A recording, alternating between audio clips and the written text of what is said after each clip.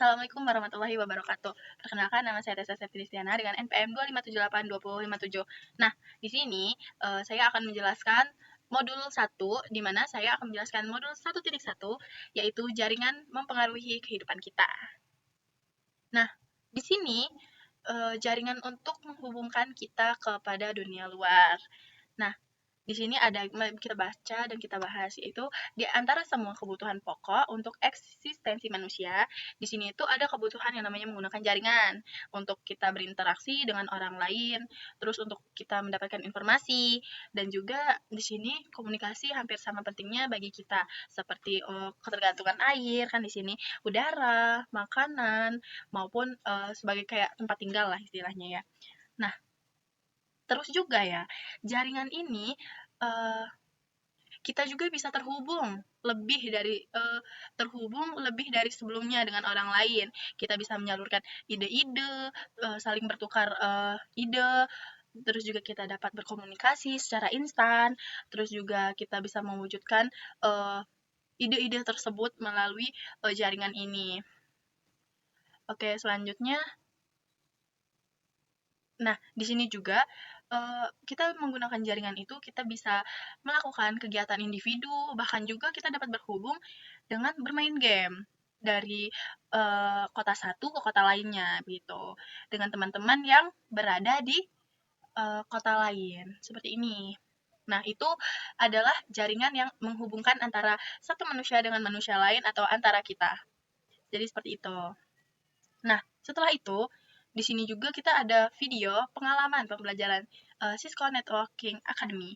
Nah, di dalam video ini kita tahu kalau misalnya jaringan itu dibentuk sejak kapan, yaitu sejak 1997. Nah, Cisco Networking Academy itu telah berupaya mencapai satu tujuan. Itu tujuannya apa? Yaitu mendidik dan membangun keterampilan generasi penerus yang dibutuhkan untuk ekonomi digital. Jadi seperti itu. Nah, ini dia videonya. Nah, coba kita baca ya. Sebelumnya kita baca dan saya akan menjelaskannya. Nah, di sini nih menjelaskan tentang laju perubahan tentang jaringan ataupun internet. Yaitu di sini perubahannya itu sangat pesat. Jadi semakin tahun inovasi itu semakin baru dan semakin cepat. Nah, di sini juga supaya jaringan itu tetap relevan, pendidikan juga harus maju dan berkembang, di mana di situ ada yang namanya Cisco Networking Academy. Jadi seperti itu. Nah, setelah itu di sini Cisco Networking Academy itu juga dapat membantu nih kita melakukan pengujian ide-ide dalam skala besar di berbagai lingkungan. Jadi seperti itu. Jadi Cisco Networking Academy itu sangat berperan bagi kita pelajar. Oke, setelah itu, nah di sini nih penting banget nih, di Cisco Networking Academy itu mereka punya 20 bahasa yang dapat diterjemahkan. Sangat banyak banget ya bahasanya. Dan juga dari bahasa-bahasa tersebut, kita bisa nih mempermudah kita tentang belajar untuk berbahasa sendiri dan memahami bahasa di luar dunia atau di seluruh dunia, seperti itu. Nah, setelah itu, di sini juga peran Cisco Networking Academy itu dia juga mempersiapkan nih siswa untuk menjadi inovator dan calon pekerja bagi tempat tinggal maupun di luar kota, ataupun bisa membanggakan negaranya masing-masing. Jadi seperti itu. Dari masa depan yang mampu memberikan kontribusi dengan sukses. Nah, di sini juga untuk masa depan jaringan, Internet of Things, keamanan, pemrograman, dan teknologi informasi. Jadi seperti itu. Nah, setelah itu, di sini juga, di Cisco Networking Academy itu, kita bukan hanya belajar, tapi kita mendapatkan sertifikat yang bisa membantu kita nanti untuk bekerja yang lebih baik. Jadi kayak, apa sih namanya, portofolio kita untuk sebelum bekerja. Jadi menambah nilai plus kita mendapatkan sertifikatnya. Seperti itu. Nah, kurang lebih seperti itulah ya. Jadi Cisco Networking Academy itu cara akademi, pendidikan, dan siswa untuk tetap unggul dari dunia yang yang terus berevolusi, termasuk kursus terbaru dan memulai pelajaran karir yang menarik di NetPaket ini. Jadi seperti itu kesimpulannya. Nah, setelah itu nih ada 1.1.3 di mana di sini judul dasarnya itu tanpa batas. Apa sih yang dimaksud tanpa batas? Nah, coba kita jelaskan ya di sini.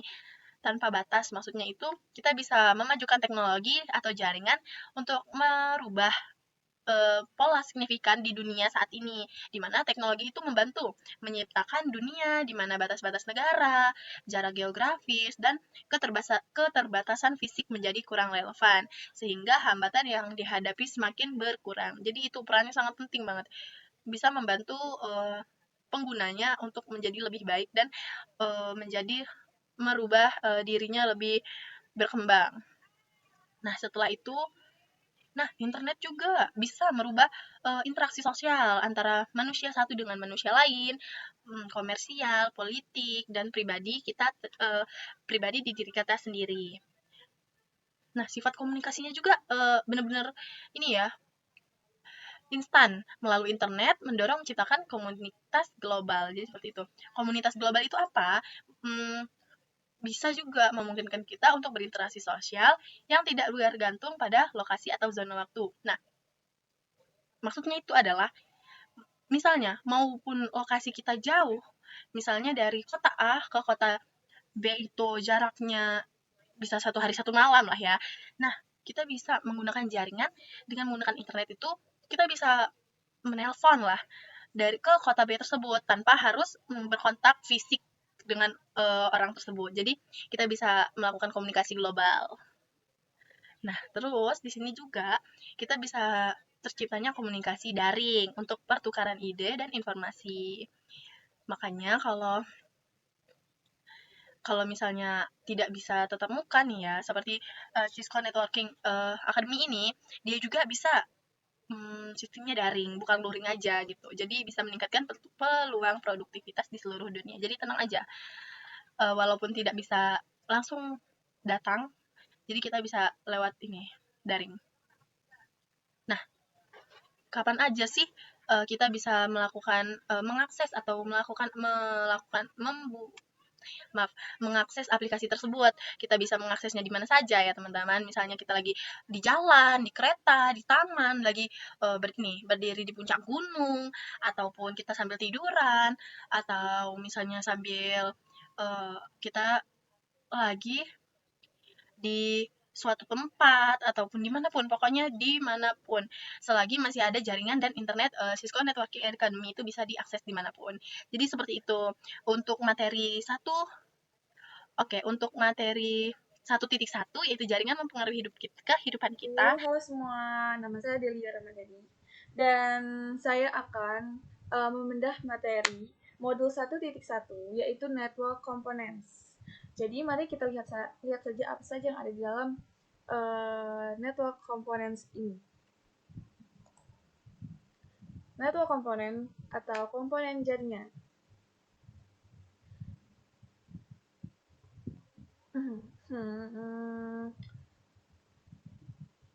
Untuk di sini kita langsung saja host atau roles atau perangkat tuan rumah.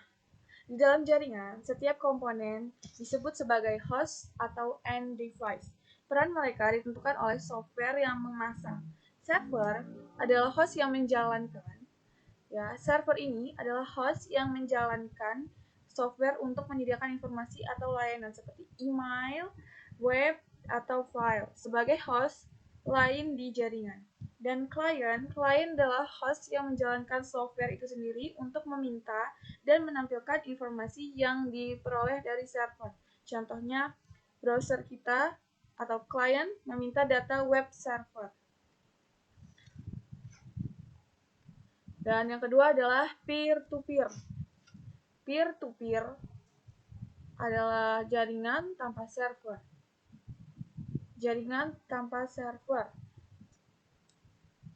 Jadi, selain model client server, ada juga namanya peer-to-peer. Di sini, sebuah komputer bisa menjadi klien sekaligus server secara bersamaan.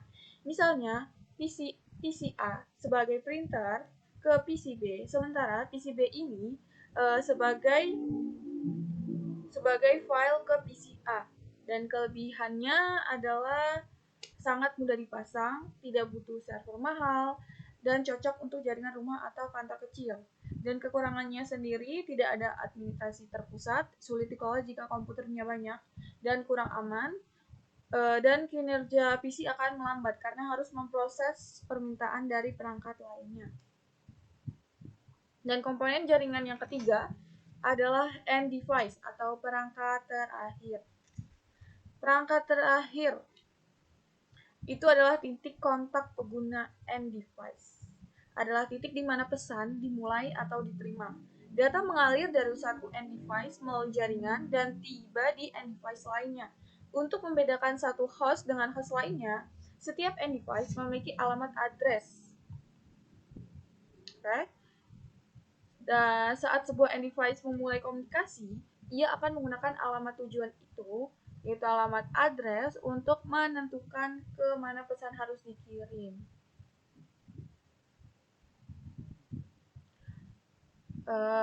Terus, ya benar. Terus, yang keempat itu adalah perangkat perantaran atau intermediary device atau mengatur ulang lintas.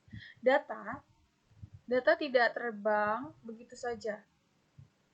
Yang menghubungkan dan intermediary device ini sendiri yang menghubungkan end device ke jaringan fungsi utama yang sangat krusial.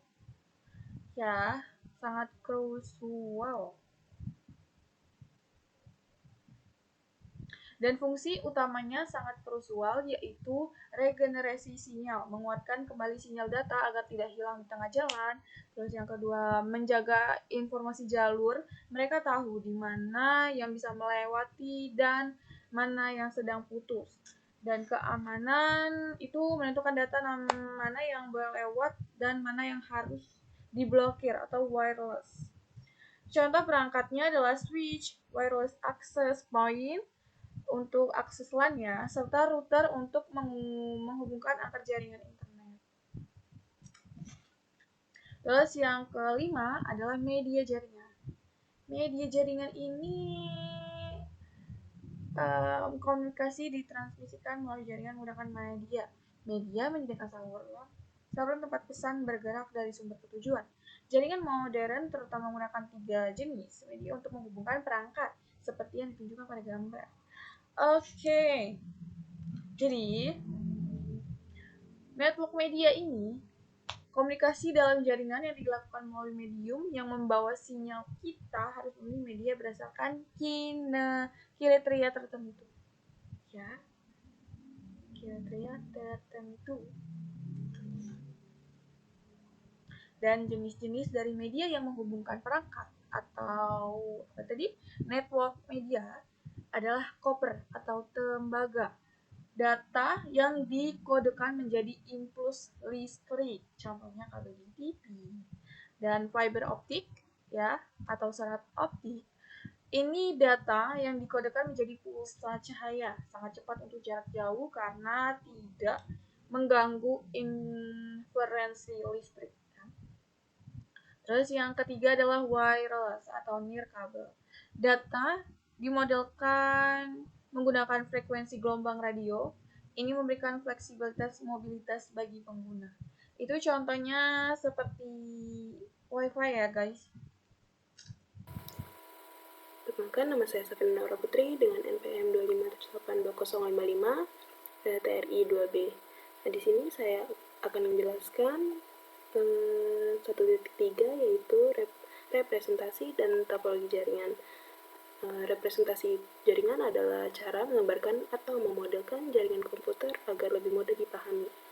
Bentuk-bentuk representasi sendiri itu ada perangkat akhir yaitu komputer desktop, telepon IP, laptop, tablet nirkabel, pencetakan, titik akhir, telepresence.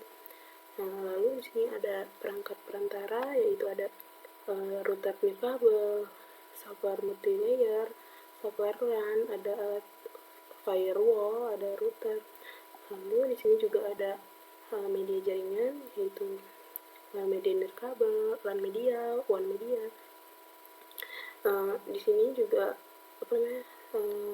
representasi ini tujuannya itu sendiri adalah memvisualisasikan atau memudahkan kita melihat gambaran keseluruhan tentang jaringan. Di sini juga ada diagram topologi. Diagram topologi itu adalah gambaran bentuk atau pola yang menunjukkan bagaimana perangkat-perangkat dalam jaringan disusun dan dihubungkan satu sama lain. Nah, diagram ini sangat penting karena mudah dipahami, bahkan mungkin orang yang tidak terlalu paham jaringan akan bisa atau akan cepat memahami. Topologi sendiri ini memiliki beberapa jenis, yaitu ada star atau bintang, ada bus, ring, mesh, dan tree. Lalu di sini ada topologi fisik dan topologi logika. Topologi fisik adalah bentuk nyata atau real dari jaringan, yaitu bagaimana perangkat benar-benar terhubung secara fisik. Ciri-cirinya itu terlihat langsung kabel, port, atau perangkatnya, terus fokus ke hardware. Contohnya itu kabel PC ke switch. Kabel dari PC ke switch. Lalu di sini ada diagram topologi logika.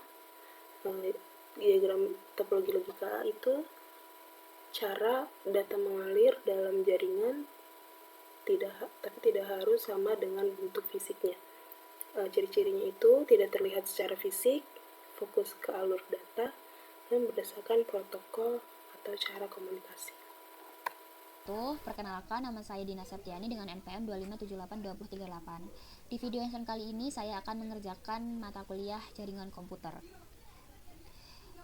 Pada video kali ini saya akan membahas mengenai materi tentang jenis-jenis jaringan umum. Nah, di sini jaringan itu punya berbagai ukuran.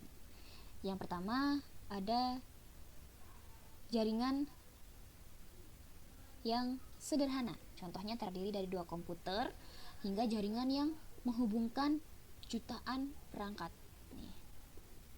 Kemudian jaringan rumah sederhana yang memungkinkan berbagai sumber yang ada di rumah itu, seperti penggunaan printer, musik, dan masih banyak perangkat lainnya ya yang ada di rumah. Kemudian jaringan kantor kecil dan kantor rumahan memungkinkan untuk bekerja dari rumah atau kantor secara jarak jauh.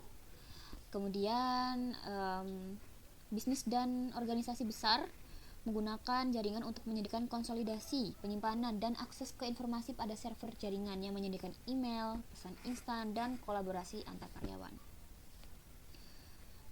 Internet adalah jaringan yang terbesar. Bahkan istilah internet berarti jaringan dari jaringan. Ini adalah kumpulan jaringan pribadi dan publik yang saling terhubung. Nah, ini ada contohnya: jaringan rumah kecil, jaringan kantor, jaringan menengah hingga besar. Kemudian ada jaringan seluruh dunia seperti ini.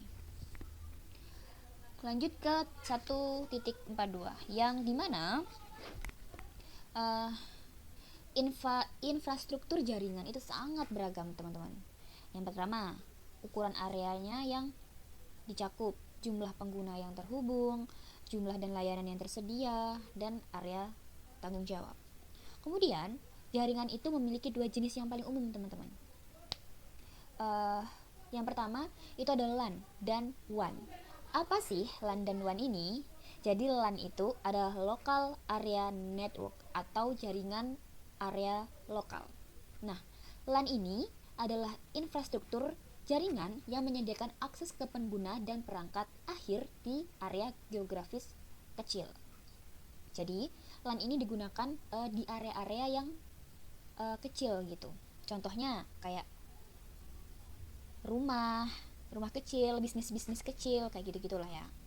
Kemudian ada WAN. Nah, WAN ini Wide Area Network atau jaringan area luas. Nah, kalau tadi LAN itu di geografis yang kecil, kali ini WAN itu adalah infrastruktur jaringan yang menyediakan akses ke jaringan ke geografis yang lebih luas, yang biasanya dimiliki dan dikelola oleh perusahaan besar dan penyedia layanan telekomunikasi. Nah, seperti ini contoh gambarnya. Nah, ini ya. LAN adalah infrastruktur jaringan yang mencakup area geografis kecil. Kemudian lanjut ke internet. Oke. Apa sih internet itu, teman-teman? Jadi, internet adalah kumpulan jaringan yang saling terhubung di seluruh dunia. Ya, seperti ini. Jadi, internet itu adalah sebuah jaringan yang terhubung di seluruh dunia. Kemudian lanjut ke Oke, kita baca dulu. Maksudnya beragam menggunakan. Kita lanjut ke intranet dan extranet. Nah, dua istilah ini hampir mirip seperti internet, tapi kalau intranet itu adalah istilah yang sering digunakan untuk merujuk pada koneksi pribadi, LAN dan WAN yang dimiliki oleh suatu organisasi.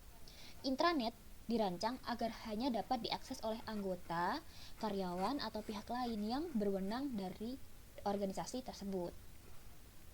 Gitu. Nah, seperti ini ya. Intranet itu khusus untuk perusahaan aja. Tadi yang disebutkan nih. Mana tadi? Ini. Intranet yang sering digunakan untuk merujuk pada koneksi pribadi LAN dan WAN yang dimiliki oleh suatu organisasi agar hanya dapat diakses oleh anggota atau karyawan, seperti ini. Kemudian extranet, termasuk extranet ada internet yang mendunia, seluruh dunia gitu. Kemudian juga extranet itu untuk menyediakan akses yang aman dan terjamin bagi individu yang bekerja untuk organisasi lain tetapi memerlukan akses data organisasi tersebut gitu. Perkenalkan, nama saya Imelda Nur Aini dengan NPM 25782041. Di video kali ini saya akan menjelaskan pada modul 1.5 dengan judul koneksi internet. Oke. Sebelumnya, bagaimana kita benar-benar terhubung ke internet?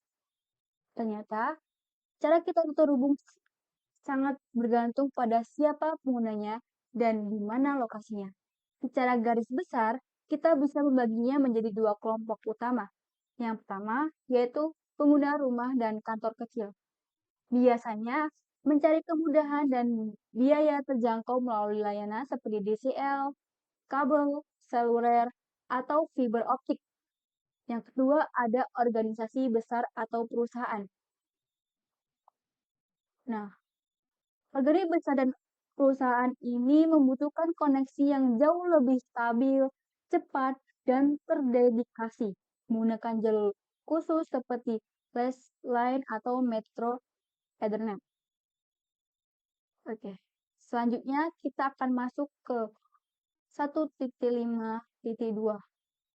Nah, di sini untuk pengguna rumahan atau kantor kecil, seperti di gambar, ada 5 opsi utama yang biasanya disediakan oleh ISP. Yang pertama, terdapat kabel. Kabel menggunakan infrastruktur TV, kabel untuk internet cepat yang selalu aktif. Yang kedua, ada DCL, singkatan dari Digital Subscriber Line. Ia menggunakan kabel telepon biasa, namun tetap memungkinkan kita internetan sambil menelepon. Biasanya menggunakan tipe ADSL. Selanjutnya ada seluler. Seluler ini memanfaatkan sinyal dari menara telepon, sangat praktis karena bisa diakses di mana saja selama ada sinyal. Selanjutnya ada satelit. Satelit ini penyelamat untuk daerah terpencil. Dia menggunakan antena parabola yang harus memiliki pandangan langsung ke langit. Misalnya ada telepon dial-up. Opsi ini paling murah, tapi juga sangat paling lambat, menggunakan saluran telepon dan modem jadul. Oke, selanjutnya kita akan masuk ke 1.5.3, yaitu koneksi internet bisnis. Nah, selain koneksi rumahan, organisasi atau bisnis skala besar punya kebutuhan yang lebih spesifik seperti bandwidth yang lebih tinggi dan layanan yang dikelola secara khusus. Di sini terdapat opsi umum untuk koneksi bisnis, yaitu saluran sewa khusus. Ini adalah jalur pribadi yang disewa langsung dari ISP, benar-benar khusus untuk satu organisasi, jadi sangat stabil dan aman. Yang kedua ada Metro Ethernet.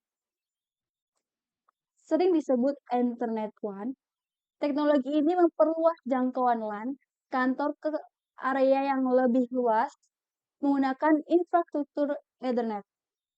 Selanjutnya ada DCL Business.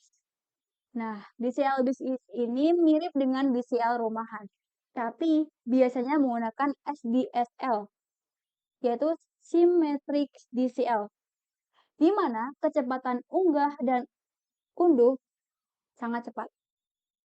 Selanjutnya ada satelit. Nah, sama seperti pada rumahan, ini menjadi solusi terakhir jika lokasi bisnis berada di tempat yang tidak terjangkau kabel sama sekali. Oke, selanjutnya kita akan masuk ke jaringan konvergen. Dulu, dunia komunikasi itu sangat terpisah-pisah. Bayangkan sebuah sekolah atau kantor 30 tahun yang lalu. Mereka punya satu jaringan khusus untuk telepon, satu jalur kabel sendiri untuk TV, dan satu jaringan kabel lain untuk data komputer. Masing-masing punya aturan, perangkat, dan cara kerja yang berbeda. Tapi, sekarang kita berada di era jaringan konvergen.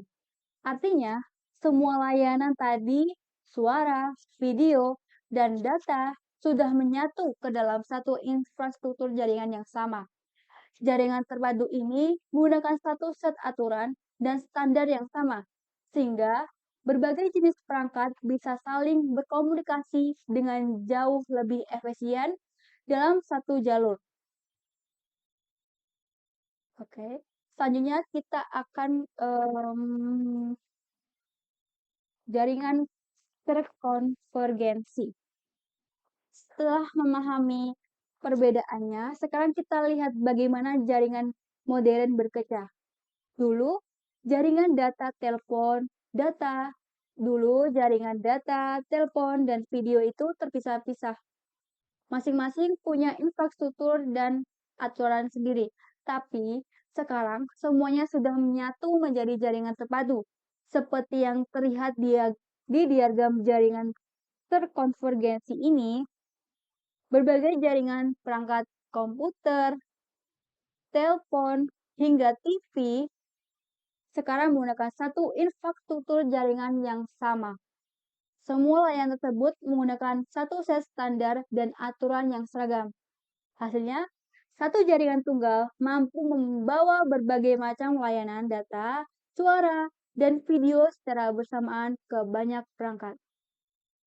Inilah yang membuat komunikasi kita sekarang jauh lebih praktis dan efisien. Itu izin memperkenalkan diri, nama saya Safa Sartika Putri Arianti dari kelas 2B dengan NPM 2578256. Nah, di sini saya akan melanjutkan materi yang sudah teman saya jelaskan sebelumnya. Nah, materi yang saya jelaskan sekarang adalah materi 1.6 yaitu jaringan andal. Langsung saja ke 1.6.1 yaitu arsitektur jaringan. Seiring berkembangnya jaringan, kami telah mengetahui bahwa ada 4 karakteristik dasar yang harus ditangani oleh arsitek jaringan untuk memenuhi harapan pengguna, yaitu toleransi kesalahan, skalabilitas, kualitas layanan, dan terakhir yaitu keamanannya. Langsung saja kita ke bagian 1.6.2 tentang toleransi kesalahan.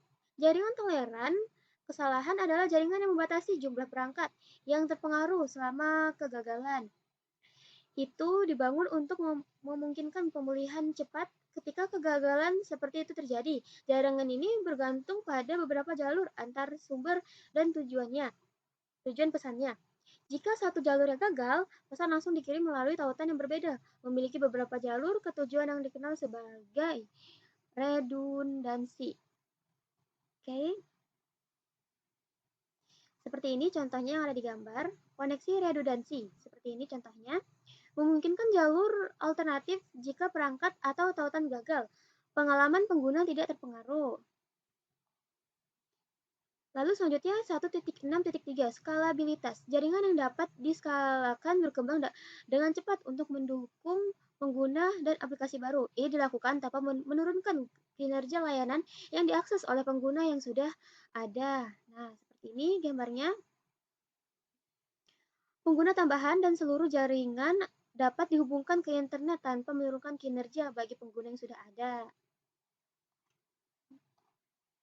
Lalu lanjut ke 1.6.4 tentang kualitas layanan. QoS menjadi kebutuhan jaringan yang semakin meningkat saat ini. Aplikasi baru yang tersedia untuk pengguna melalui jaringan seperti transmisi suara dan video langsung, menciptakan ekspektasi yang lebih tinggi untuk kualitas layanan yang diberikan. Oke. Seperti ini contoh gambarnya. Kualitas layanan yang dikelola oleh router memastikan bahwa prioritas dicocokkan dengan jenis komunikasi dan kepentingannya bagi organisasi. Halaman web biasanya dapat menerima prioritas yang lebih rendah. Panggilan video akan membutuhkan prioritas untuk menjaga pengalaman pengguna yang lancar dan tanpa gangguan. Kita lanjut ke 1.6.5 yaitu tentang keamanan jaringan. Infrastruktur jaringan, layanan, dan data yang terkandung pada perangkat yang terpasang pada jaringan adalah aset pribadi dan bisnis yang penting. Administrator jaringan harus mengatasi dua jenis masalah keamanan jaringan, yaitu keamanan infrastruktur jaringan dan keamanan informasinya. Seperti ini contoh gambarnya.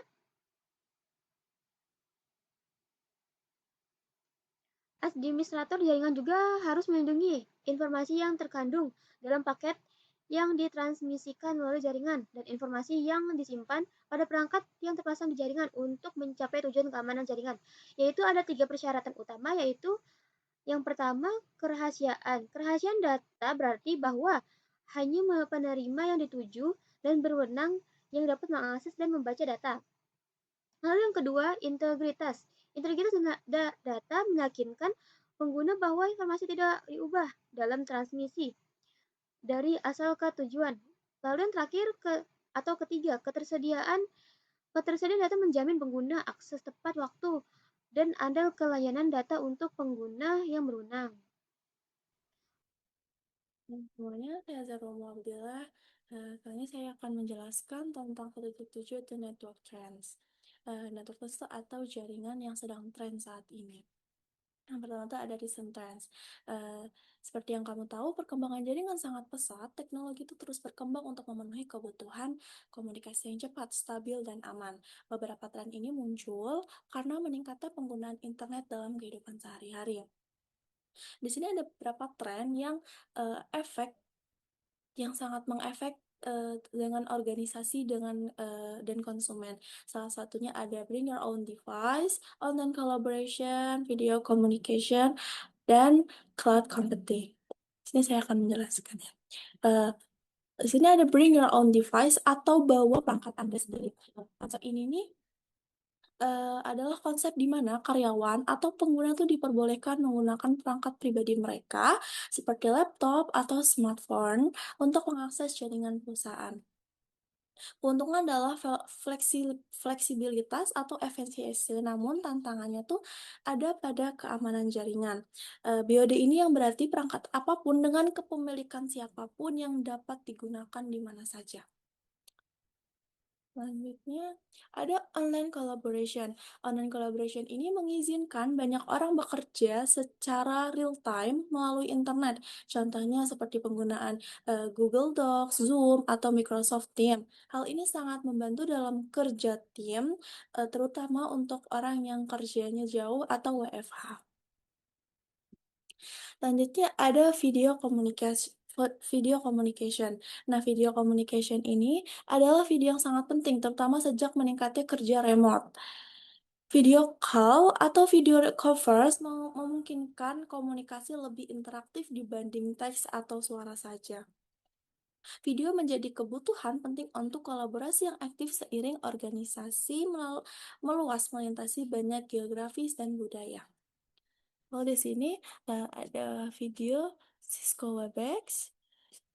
Ini video Cisco Webex ini dapat digunakan juga untuk meeting virtual dalam skala kecil maupun besar. Fitur ini memudahkan kolaborasi tim secara cepat, efisien, dan dalam satu platform. Selanjutnya tuh ada cloud computing. Nah, di cloud computing ini kita tuh memungkinkan menyimpan dan pengolahan data melalui internet, contohnya seperti Google Drive atau AWS. Nah, ini adalah contoh-contoh ada cloud types seperti ada public clouds, private clouds, hybrid clouds, atau community clouds. Nah, keuntungannya adalah data itu bisa diakses kapan saja dan di mana aja. Selanjutnya tuh ada technology trends in the home, yang artinya tuh di rumah teknologi juga bisa berkembang pesat seperti smart home, rumah pintar, contohnya lampu otomatis, smart TV, atau perangkat IoT lainnya yang terhubung ke jaringan internet. Nah, selanjutnya itu ada power line networking. Power line networking ini teknologi yang menggunakan kabel listrik sebagai media jaringan. Ini berguna jika sinyal WiFi itu lemah di area tertentu. Selanjutnya itu ada wireless broadband. Wireless broadband ini memungkinkan akses internet tanpa kabel seperti Wi-Fi, jaringan seluler 4G hingga 5G. Teknologi ini juga memberikan mobilitas tinggi bagi penggunanya. Nah, sekian. Tren jaringan itu terus berkembang untuk mendukung kebutuhan komunikasi modern yang cepat, fleksibel, dan efisien. Kita perlu memahami tren ini agar dapat mengikuti perkembangan teknologi dengan baik. Sekian. Perkenalkan, nama saya Dianggreni dari kelas 2B dengan NPM 25782036. Baik, di sini saya akan melanjutkan materi yang telah didapatkan oleh rekan saya. Selanjutnya kita masuk ke materi 8, yaitu mengenai keamanan jaringan.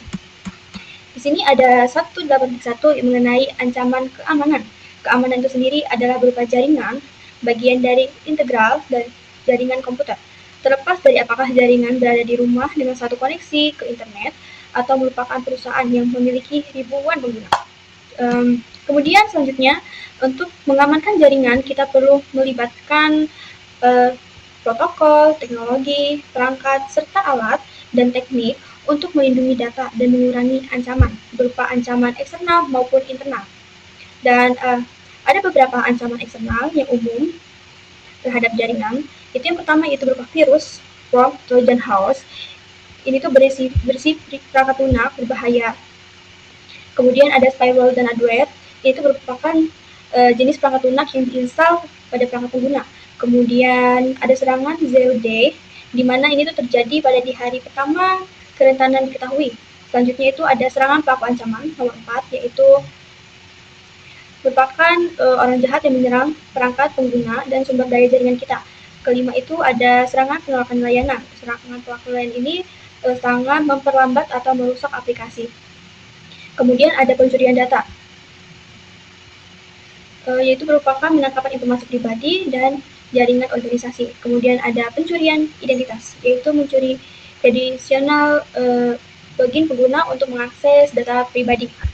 Dan ada banyak penelitian yang menunjukkan bahwa pelanggaran data yang paling umum terjadi itu pada pengguna internal jaringan. Oke, selanjutnya itu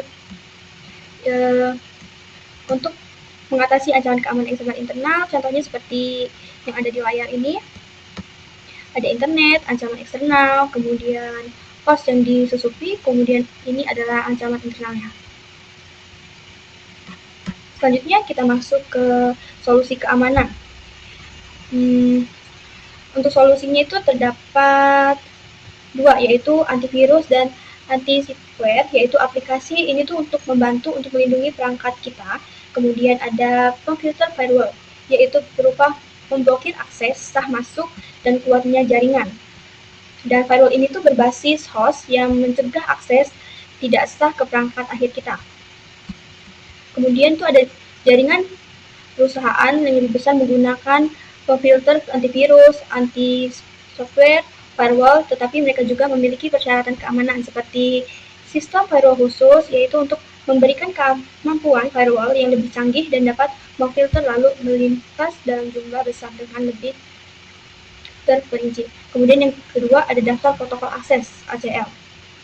Ini tuh lebih lanjut memfilter akses dan meneruskan lalu lintas berdasarkan alamat IP dan aplikasi.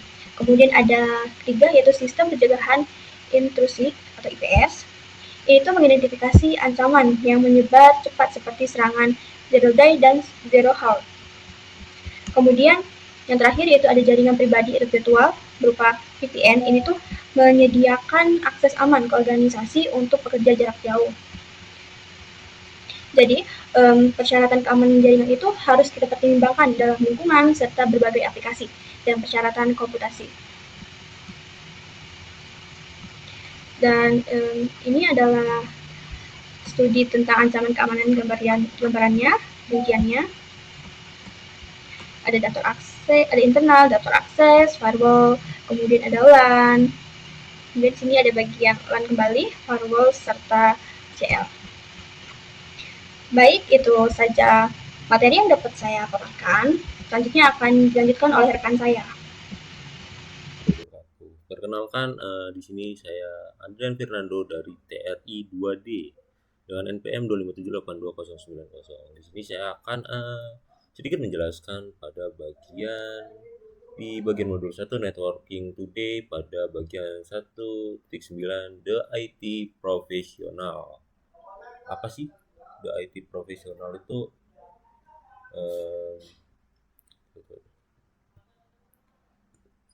Di profesi IT ini, profesi IT ini kita membahas seorang profesional di bidang IT atau sebagai kita lah gambaran kita untuk mencari pekerjaan di bidang IT, menjadi profesional di bidang IT gitu. Lalu kita masuk ke 1.9.1 di bidang CCNA. Kita sebagai mahasiswa mungkin sedang berkarir di bidang IT, itu pasti, karena kita sedang membahas bidang IT ya, yang pastinya kita berbasis IT atau kita mengodik komputer segala macam ya. Oke. Lalu kita memiliki peran dan keterampilan dibutuhkan oleh insinyur jaringan dan berkembang menjadi lebih penting dari sebelumnya.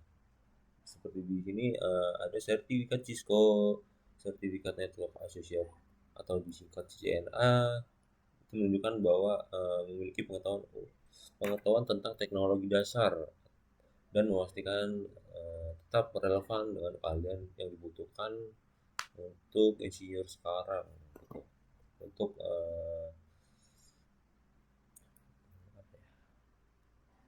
mengimbangi teknologi yang sedang berkembang sekarang. CCNA versi terbaru dan terbaru insinyur jaringan dari 3 khusus. Satu ujian cukup topik-topik fundamental basic jaringan. Dan di CCNA versi ini berfokus pada dasar IP dan topik serta kabel, virtualisasi, otomasi, dan pemrograman jaringan.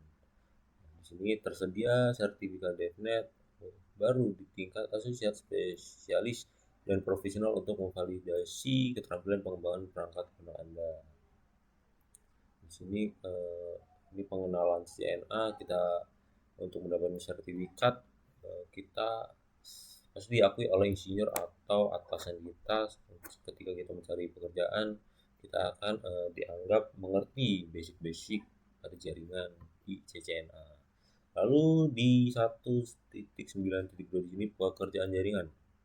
Di sini kita dikasih tahu nih sertifikat CCNA mempersiapkan Anda di berbagai pasar saat ini.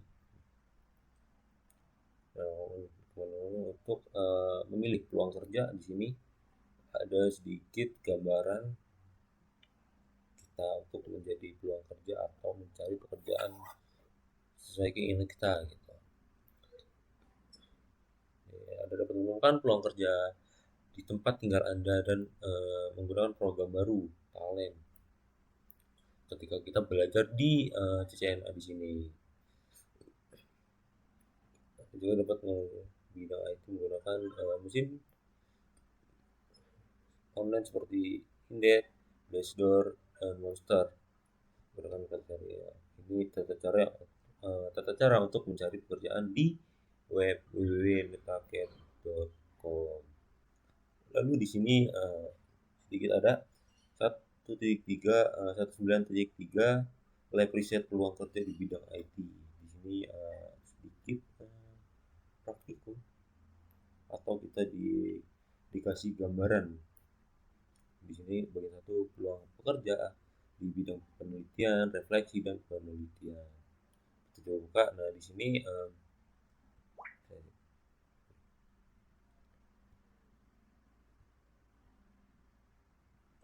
jadi di sini kita masuk ke dalam Red Research IT and Network Job Opportunities Objects.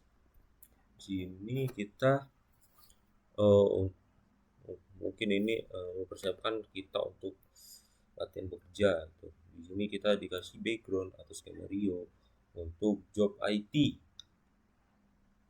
Pada IT di sini kita diberi gambaran.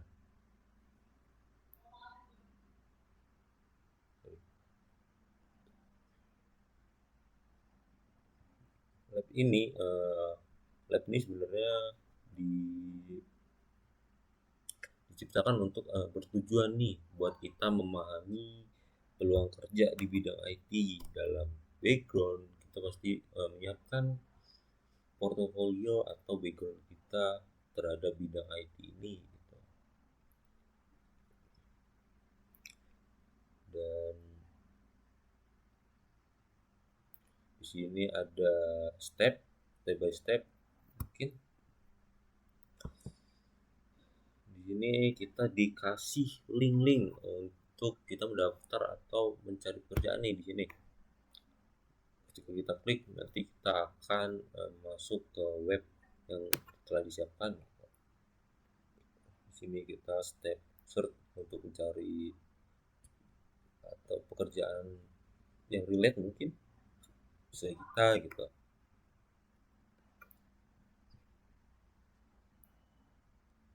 Yang pasti di sini kita sangat dibantu untuk mencari pekerjaan di bidang IT. Kita telah disiapkan di bab 1.9 ini kita dipersiapkan untuk mencari pekerjaan yang relate dan sedikit gambaran bagaimana kita menjadi bagian penting dari mencari pekerjaan atau yang dibutuhkan insinyur yang sudah berkembang.